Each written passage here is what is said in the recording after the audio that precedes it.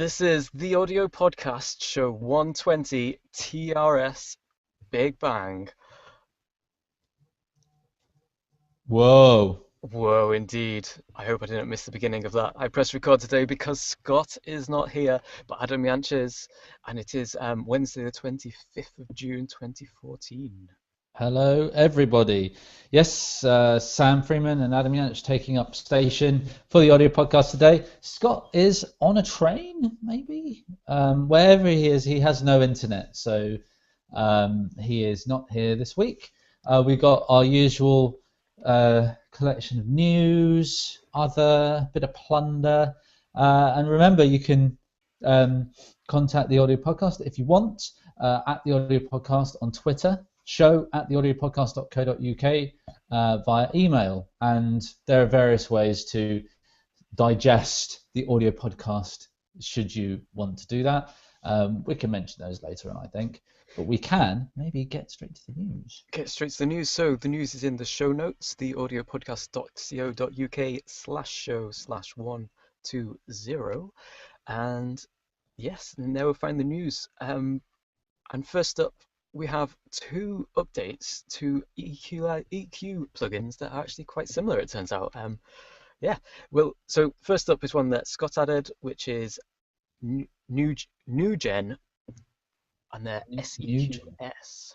Nugen, Nugen. I think you're supposed to say sex there, aren't you? Nugen. Are you? I didn't see that. There you go. Or seeks. I don't know. It's if you can try and make it seem like you're saying something kind of a bit sexy, then people will obviously buy your product. It's a 7.1 compatible EQ with a stereo mid-side mode and some spectrum analysis built in. Is this a new announcement? Oh yeah, it is. It is. Yeah, this is a new announcement. Although. Yes, it is. At first I thought it was an update, but this is a new patch. Yep, it runs on AIX, VST, VST3, and AU, and Audio Suite, 64-bit, so it's all the things, professional thing. And yep, so it's got a spectrum analyzer built in using spline curves to set the EQ curves, and one of its selling points is that it has an invert facility, so that you can, I presume this is a side chaining type thing, but you can take an analysis of one audio signal, for example a lead vocal, and then apply an inverted curve to, say, the backing track, in order to kind of dynamically cut a hole for one in the other. Oh yes, yes, that does make sense. I remember. Oh, what is it? I think there was something like that in Logic, where you can set a thing up and then you invert it, and it removes sections. So I wonder if that functionality is similar to that in Logic. Interestingly, the second EQ that we are talking about is actually called SplineEQ. So I must assume that it works in a similar way, referencing what you said. Yeah, I came across this few hours before I got the email about it. Actually, I got an email from Photo Sounder, who have made this plugin, and this is an update to their SplineEQ plugin, which is another thing. Yeah, on the box it's kind of got a similar description but with less features. But so it's got a spectrum analyzer built in, so that you can see the energy in the different frequency bands, and then use Bezier curves to define the EQ curve. Oh, so it's kind of like you actually draw in the EQ curve you want rather than setting dials. Yes, so there are dials that give the values of the curves, but you can interact with the curve itself directly using click and drag on the handles on the interface. It's yep. There's a free version of this available through the Photo Sounder website. I've given that a go, and it's really good. I mean, although it's only got 4 bands, and on the free version, that still gives you very flexible EQ, and it sounds really nice actually. But then it's only normally $29, so it's hardly a big thing to have to buy. But actually, until the 5th of July, it's $19. So now's the time to go and try it. And buy it if you like it. Absolutely. Yep. I'm a big fan of the photo sounder stuff. So yeah. Let's move on though to some different types of plugin. Well, these aren't really plugins. This is an app. The AD480 Reverb is an iOS app, which is a standalone reverb unit. But I suppose it's also audio busable or inter-app audioable. Absolutely, yep. So you can use it like a plugin with your iOS music making setup. Yep, it's a slightly different paradigm. Although like the whole iOS environment is, you plug all of your apps or all individually plugins if you're gonna say it lists a plugin. And yeah, or are we plugging into Audiobus? I don't know, but it uses the inter-app audio as well. And in any case, there are 3 versions of this reverb available. There's a free version that has just presets, a basic version that has some controls, and then a pro version that has loads of controls, including MIDI assigned control of all the parameters. Ooh, and also I'm reading here, it says with the Pro, the input and output routing matrix enables you to route your audio signal individually to and from up to 24 inputs and 24 outputs of an external USB or MFI audio interface. Absolutely. Ooh. So they're really going for the kind of pro features on this reverb unit. Nice, very nice. But we basically stay on iOS for the next item, which is the Alesis DM dock. So I imagine that must be a plug your iOS device into audio type machine. Yes, this is a physical unit which has a whole load of TRS sockets on the back. You slide your iPad into it. It'll connect either on the 30-pin or the Lightning connection, and then you can run either. Well, the dock itself is class compliant, so it basically becomes a MIDI interface and an audio interface for the iPad. But using the jack inputs, you can connect drum pads. So any standard drum kit pads, obviously Alesis is sell their own, but I think that any that have, I think the technical term is dual zone. Okay. So I think that's so it knows if you're hitting the center or the rim. Yeah, so the DM dock, which is new, has 12 inputs for those, plus one for a variable input for the hi-hat pedal, and another assignable foot switch. And there's a free app that you can run with this called DM Touch, which has a bunch of Sonics drum samples in there, but you can use it with any comedy thing. Cool. Yeah, I've got the picture up on the website, which you can get to from the audio podcast notes for this week. That's show 120. And yeah, I mean, the back of it's basically, it kind of looks like a dream, but unfortunately, all of the TRSs are for pads, not for inputs and outputs, which is a shame. But yeah, I mean, it looks like a pretty decent, hefty bit of kit, this one. Well, yeah, it does. I can't say I don't have much more to say, but I've never really worked with MIDI drums in that way. But yeah. No, I haven't really either. But there'll be a class of people who'll be like, yes, that is amazing.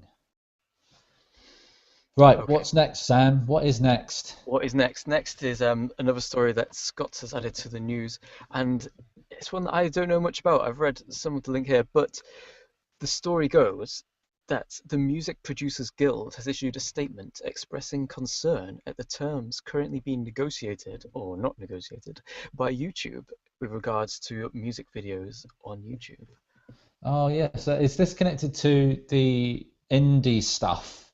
There's been a news story in the last week about how YouTube are imposing certain restrictions on indie record labels putting material up on YouTube because the YouTube have got deals with the big labels, but the small labels might be disadvantaged by this new deal or something. Is this linked to that?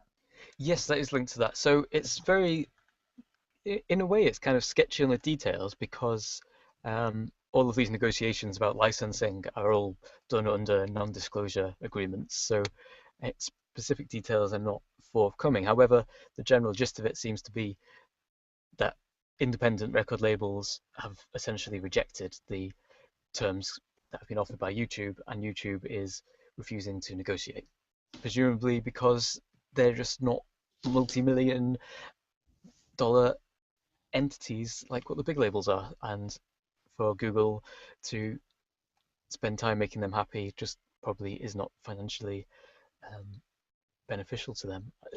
Yep, I can see that people might be upset and concerned that YouTube might not be hosting music videos anymore, but I'm really my biggest concern about YouTube music videos is that people use YouTube to watch music videos in order to listen to music rather than like as a first choice.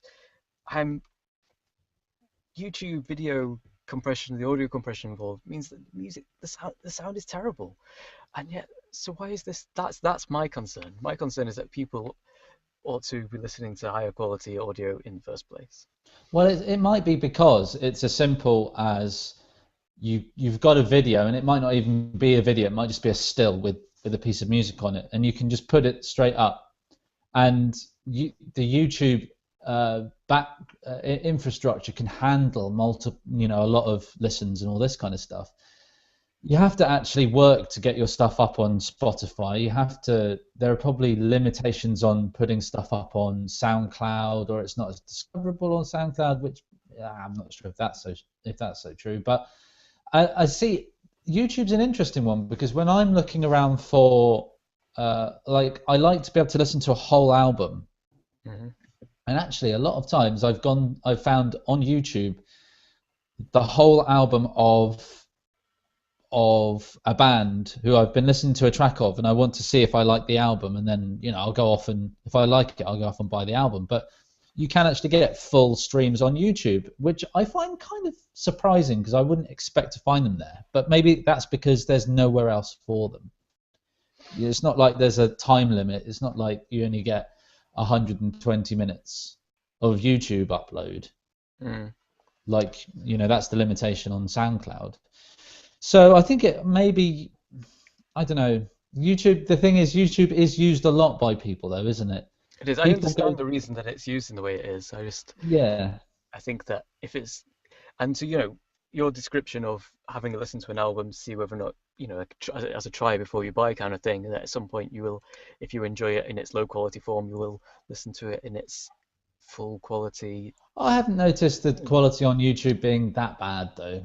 I mean, okay. Is it any worse than SoundCloud? SoundCloud can really muller high frequencies like cymbals and stuff, because you don't get any say on the quality of the thing that you put up on SoundCloud. So you're at the mercy of its lossy algorithm.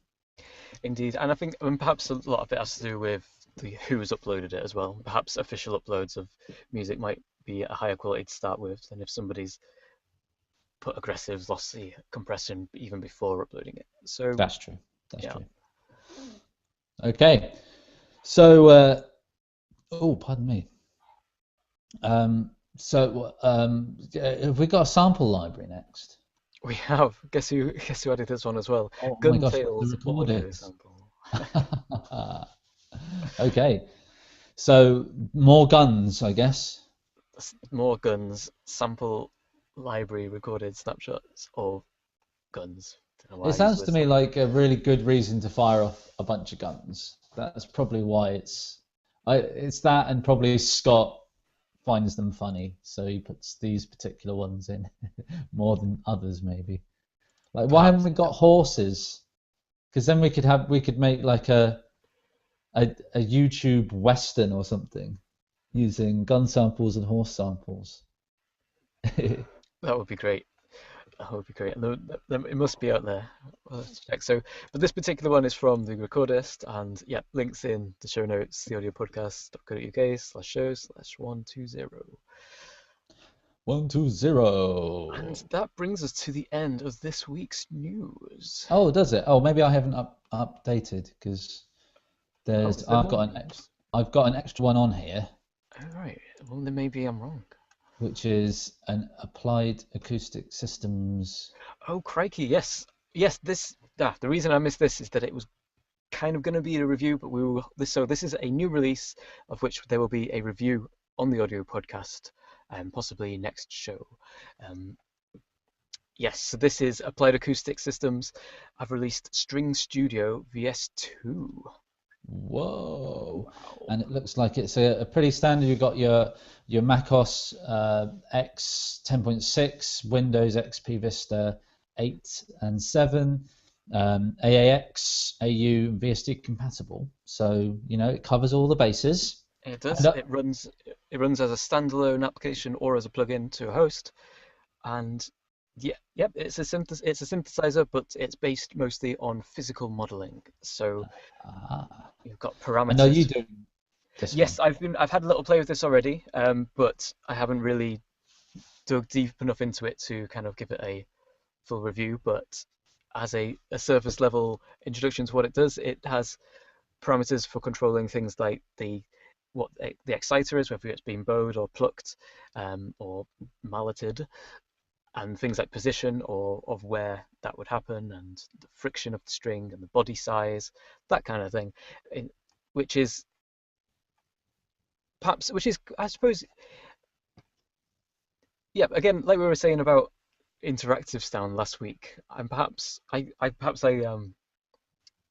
I kind of take this for granted as a standard way of synthesizing, but actually when you think about it, there's not that many VSTs and instruments out there that use this compared to kind of oscillator filter model. And this thing has LFOs and it has filters as well, but the primary way of doing stuff, the primary sound making mechanism is physical modeling, which is unusual within the market, I think. Well, yeah, I think it's probably because it's quite tough to do. And I remember like late 90s, physical modeling was getting big because it was like this new way of synthesis, a new mode of synthesis, which is always exciting. Virtual analog kind of came in a bit more, which is a kind of modeling. And then you had like the Korg Z1, and Logic's got a physical modeling synth, which it might be the Structure, which is it kind of covers a similar base. You can set up how strings interact basically. But this looks a little bit easier on the brain than the Logic version. But I think maybe that's it, is that, how far can you go with it and how complicated is it to program this kind of thing? Because it must be quite hard to do a physical model of a real acoustic system. And also to make it general purpose enough where you can, change it to get a wide range of different sounds, which this thing does achieve. It also has effects and things built in as well to help with the sound design. We'll have a full review of this next show, and in the meantime, it has a introductory discount price of just $99 rather than $199. That's a tasty discount. It is a tasty discount. Cool. So I think we now are at the end of the news. And this week we have Other to conclude our little mini-series of our podcasting setups. We have had a launch this week.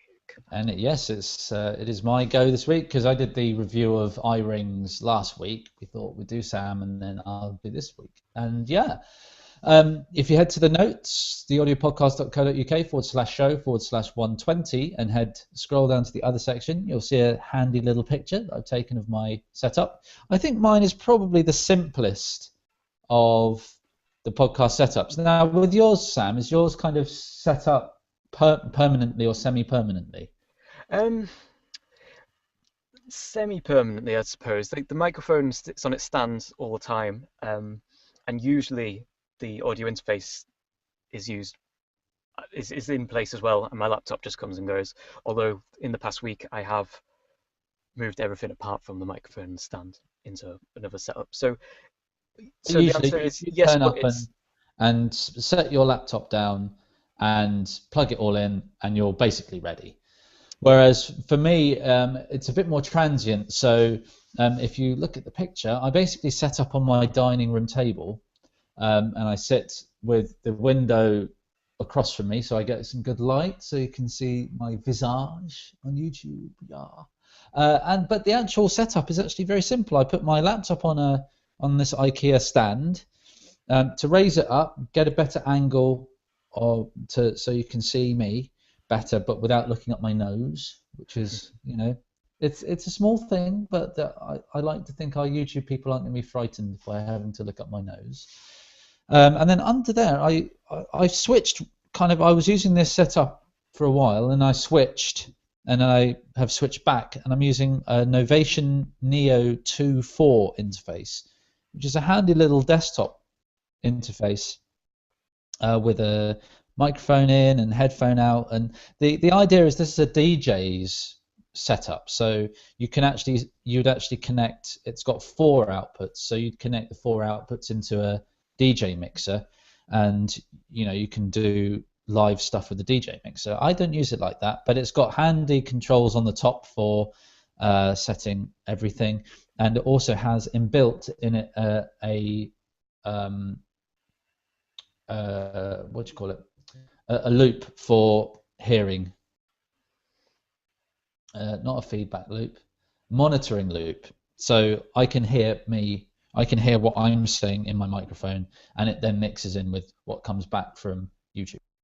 So that's very simple. At the moment, I'm using my Beyerdynamic DT250 headphones, which I've had for ages. Very reliable. I have had to replace a wire in there, but I've done that. And I don't have. I have a small mic, a lapel mic. This one here, which is an AKG C417, and that's a wired one, and just plugs straight in to my interface. It's very subtle. It was invisible on your video feed until you moved it like that. So, so you'll usually see me wearing either a hoodie or a shirt so that I can clip it on without it being too obvious. But I mean, that's basically my setup. It's fairly simple. Probably the only problem with this setup is that the audio, for some reason, the audio coming back from the YouTube Hangout only comes into my left ear. So who knows? I don't know. Yeah, Google Hangouts seem to have some issues with some audio interfaces sometimes, which is one of the reasons that Scott and I use the computers built in for monitoring, whilst using a USB for input for quality. Well, that's what, before I switched back, so the thing with this Neo is that for a while it didn't have the driver support for the computer I was using, and I thought, oh no, it's going to be obsolete. And then a few months ago I looked up, and it was like, oh look, it's got 10.8 and 10.9 drivers on it. So they actually have kept releasing drivers for this thing. So I went back to using it. It's a bit handier with the monitoring. But I was using a Zoom recorder as an input, and then plugging my headphones into the built-in output. And interestingly, you'll note that a few shows ago I would have been wearing my Audio-Technica headphones with the big kind of curve above my head. Okay. And the reason I wore those was because I was using the other interface and I didn't have a monitoring loop. So I couldn't hear myself in my headphones. So these are quite, tight fitting. The other ones are open backed, and I could actually hear what I was saying better through the acoustic of the room. So, little details. Detail. It's all about the headphones on the audio podcast. It's for me, it is.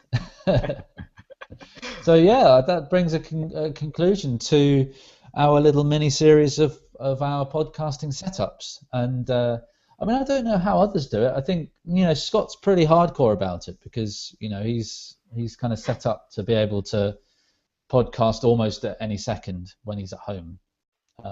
True, but not very portable. That's the only thing with Scott's setup. Well, yeah. Industrial strength on the redundancy, but housebound. Yeah, he doesn't like. I saw Scott on Monday, and he wasn't carting around the 4U rack with all of his podcasting kit in it. So horses for courses. But you'll see from our 3 setups that there are many different ways of doing this, and there are other ways beyond our 3 setups as well. Yeah. Cool. So that brings us to the final section of the audio podcast, which is the plunder. Whoa. And I put one in here, basically because it's the plunder.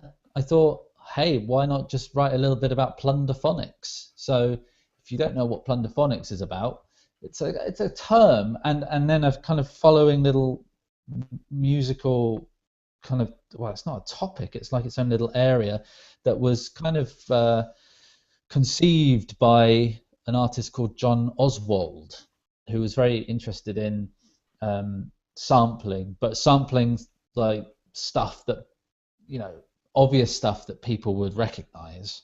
And so kind of built up this whole idea of plunderphonics and how it relates to copyright, problems with copyright and piracy and da-da-da. And he ended up creating many compositional works based around other people's songs.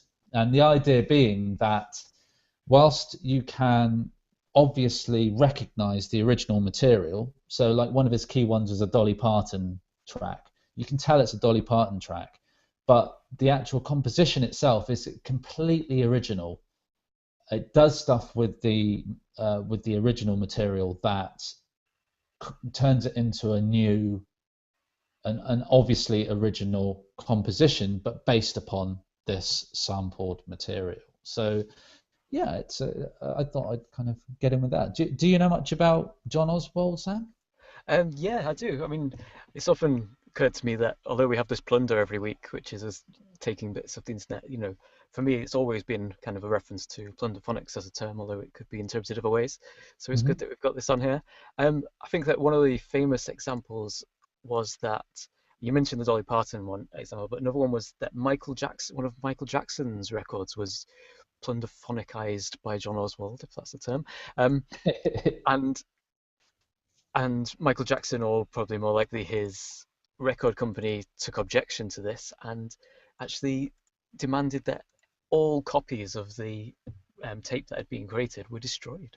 Now, So, interestingly, I actually think it wasn't the music that was the problem. It was actually the image of, so basically, accompanying a lot of his tracks, he did a kind of bricolage image of one of the person who's the original artist, and then put head or that put their body or something really obvious about them on another picture. And so he cut Michael Jackson's head and jacket out and put it on the body of like a nude model, and that was part of the problem. But yeah, a lot of his practice, of the plunderphonic practice, is really about stepping over the line of what is kind of considered illegal from a legal perspective, but what you could actually consider from an artistic perspective as being okay.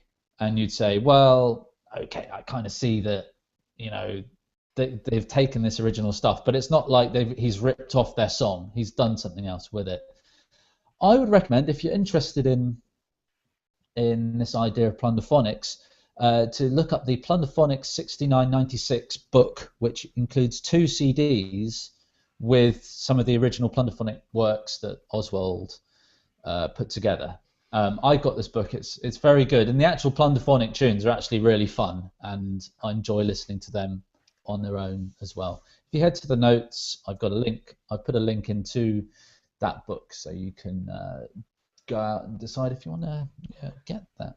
now, something that I can't point directly to now, it would take me a little while to find the link, but there is precedence for this plunderphonic style that predates John Oswald, back to the 1950s at least. It was actually a student that made me aware of this in a presentation about sampling, where an original composition was created that used some new material, but then link with lots of cutouts of pop music from the time. So you've got Elvis Presley and things in there. Sometimes just a single phrase, and then those phrases are all strung together to create a kind of narrative. But very obviously using pop music Yeah, sections all mashed together. So it's like a mashup kind of thing. But to me, it really seemed like a precursor to plunderphonics, or in fact, maybe it is plunderphonics, but before the name was invented. I don't know. Does it, I suppose it would be ironic to ask if there's a proper way of using the word plunderphonics, but yeah, I will well, endeavour to find the link to that Yeah. I'd say it's almost like, because I consider John Cage, considered a composer, makes music, made music, um, but that I see him more as a sound artist. But he's not a sound artist because when he did his composing, sound art as a term didn't exist, so he couldn't be put under that banner, as it were. But you look at his stuff, and there's a lot about meta about it, and that makes it kind of sound art. But it's also music because it's classified as music partially because there was no category for anything else at the time, and also because the way he put them together was quite musical in that he used musical scores and these kinds of things. So I don't know if that had anything to do with that, to be honest. I thought I'd just say it. Okay. Final piece of plunder for the show this week is kind of related to something I said a bit ago. This is TonePrint plugins by TC Electronics. So these are guitar effects plugins that have a digital connection, so you can use software to edit one of the patches. So yeah, have you come across these, or shall I? I'll explain them in detail anyway. But before we get any Yeah, further, go yeah. for it. Okay, so the one that I came across was a delay pedal. It had a number. It was quite simple as your foot pedal switch it on and off. You've got delay time and regen and wet dry mix settings, and then the fourth knob is for selecting the model. So choosing whether or not you're modeling a tape delay or various other things. One of the positions on the model is the tone print setting, and there with the tone print you can connect to a computer and edit parameters, loads of parameters of the delay, and also change what the knobs will affect. And it's really a great way of working, and the quality of the sound, like, it's a really nice sounding pedal on its own anyway. It's obviously digital on the inside, but yeah, the way I was using it was with the laptop software. So you connect via USB to the computer, the software immediately recognizes the pedal, and then you can tweak the settings on screen and hear the response of the pedal straight away with the guitar going through. It sounds awesome. Final thing that got me kind of the most excited is I've not tried this, but there's an Android/iOS app which has a similar functionality, but in that you can edit the sounds, but instead of connecting via USB, you can put your iPhone or Android phone to your guitar pickup, and then it will transmit through the pickup, Oh, and the and the pedal will recognize the digital signal to reprogram the effects settings. ooh, is that like what? It can't be NFC because the iPhone doesn't have NFC. So I I wonder think how that works. it might just be audio. It might just send out a digital squeal. Maybe I haven't tried it, so I can't fully comment on this. But it must. I think, yeah, I expect it's just working in a similar way to um, if we think about the tapes, like the cassette tape holding a program for a Commodore 64, or more recently the Korg Monotribe had a firmware update which was downloadable as a WAV file, which you plugged into the thing and played it through, and the device is already pre-programmed to recognize the zeros and ones, as it were, to reconfigure it. Oh, well, I mean, I suppose like I'm at the website now, the TonePrint website, and yeah, there's this picture of a guy putting the back at the microphone end, actually, this end of the phone up against the pickup, and it's there's a little graphic showing some kind of transmission. Oh, that's really smart, isn't it? Yeah, And I so bet it's actually really obvious. It's like a really simple thing.